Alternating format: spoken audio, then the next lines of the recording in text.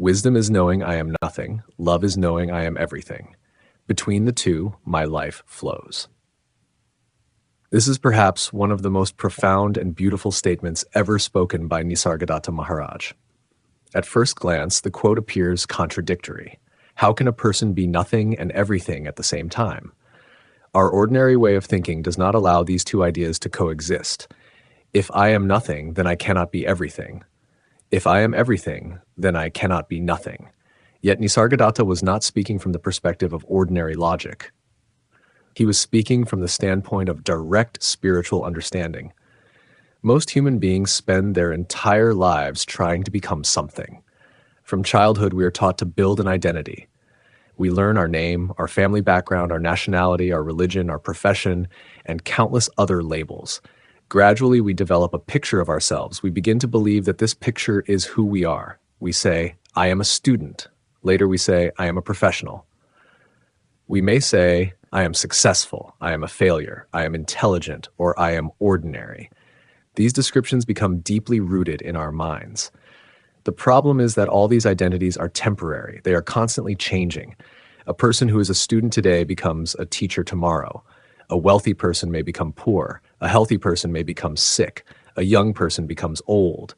If our identity depends on these changing circumstances, then our sense of self becomes unstable.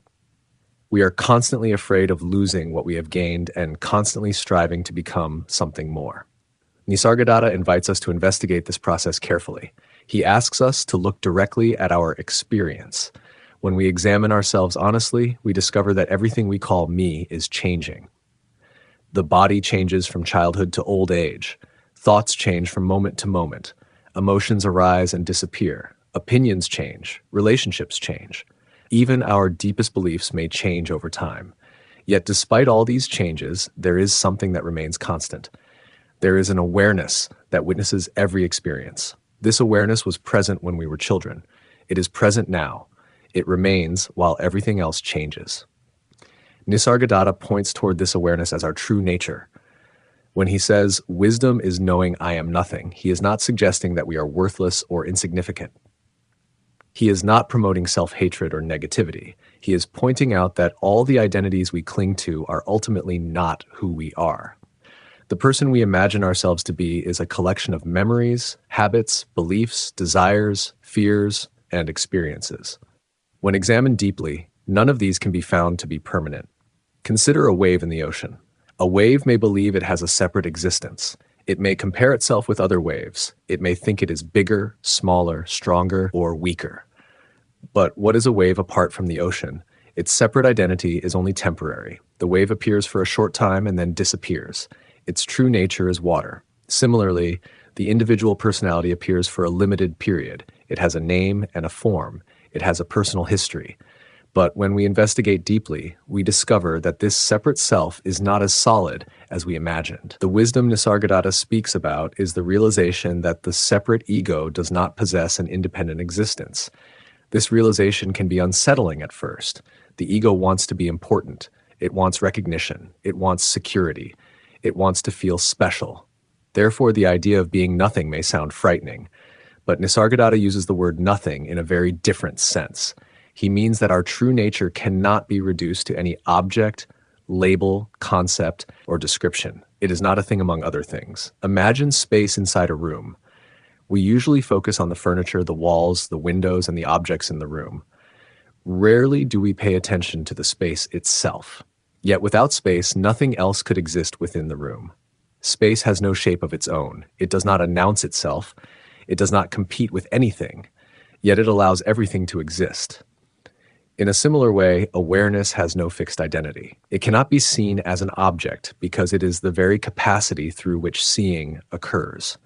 It cannot be grasped by thought because it is present before every thought arises. In this sense, it is no thing. It is nothing. This is the wisdom side of the quote. The second part of the quote says, love is knowing I am everything. Once the illusion of separateness begins to dissolve, a remarkable transformation takes place. We no longer experience ourselves as isolated individuals cut off from the rest of existence. We begin to recognize a deeper unity underlying all life. Ordinarily, we divide the world into categories. We see ourselves as separate from other people. We see ourselves as separate from nature. We see ourselves as separate from animals, plants, and even from the universe itself. This sense of separation creates conflict. We compete, compare, judge, fear, and defend ourselves because we believe we are isolated entities struggling against the world. But what happens when the illusion of separation weakens? A new understanding emerges. We begin to see that the same consciousness shining through us is shining through every living being. The same life force animating our body animates countless forms throughout existence. The boundaries that once appeared rigid begin to soften. This understanding naturally expresses itself as love. Notice that Nisargadatta does not define love as an emotion. Emotions come and go. Emotional affection may be strong one day and weak the next. The love he speaks about is much deeper. It is the recognition of unity. When you see another person as fundamentally separate from yourself, love becomes conditional. You love them because they satisfy your needs, agree with your opinions, or support your desires. But when you recognize a shared essence, love becomes natural. It is no longer based on conditions. Think of the human body. The left hand does not compete with the right hand.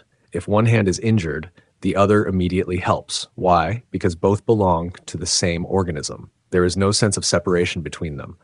Similarly, spiritual understanding reveals that life is not fragmented in the way we usually imagine. At the deepest level, everything is interconnected. Love arises from the recognition of this interconnectedness. When Nisargadatta says, "Love is knowing I am everything," he is pointing toward this experience of unity. He is not saying that the individual person literally owns everything. Rather, he is indicating that the boundaries of personal identity have dissolved.